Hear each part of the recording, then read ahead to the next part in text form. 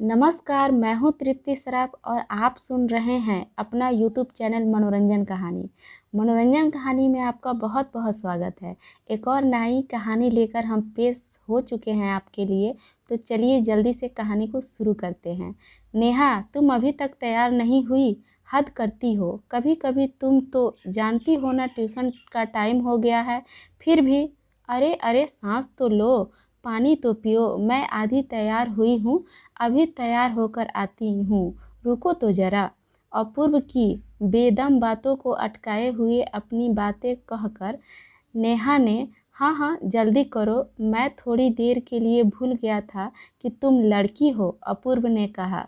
नेहा बाएं कान में झुमके पहने हुए हल्की मुस्कान देकर अंदर चली गई।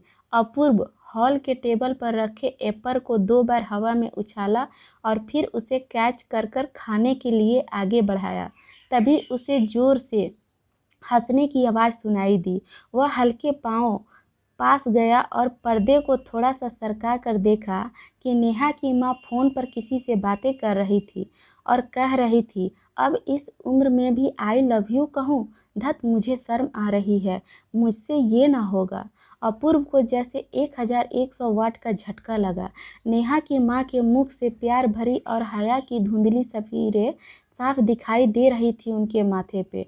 अपूर्व जानता था नेहा के पापा उसके बचपन में ही चल बसे थे। अपूर्व गहरी सोच में पड़ गया कि आंटी इस तरह की बातें किससे कर रही है, और वो भी इस उम्र में।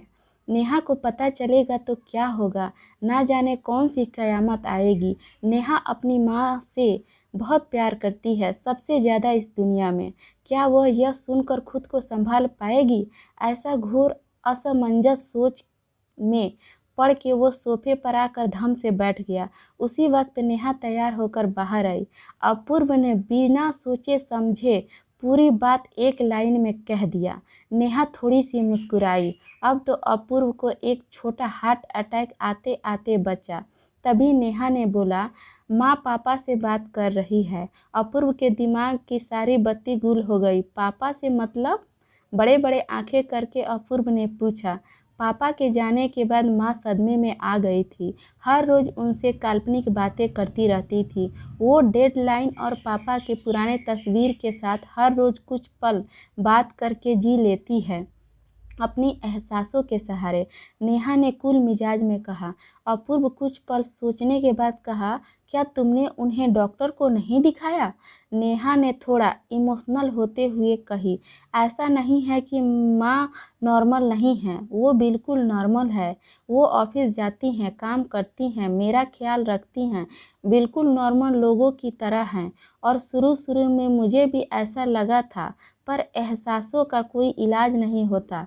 अब चलो, ट्यूशन के लिए देर हो रही है, कह के माँ के पास गई और पापा से मेरा नमस्ते कहना।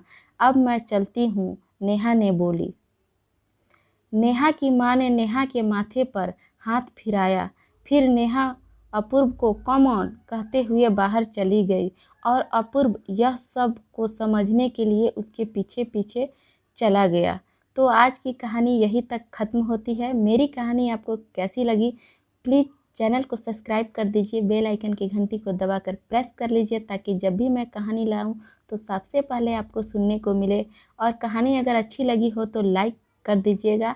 आपका अभी तक कहानी सुनने के लिए बहुत बहुत धन्यवाद।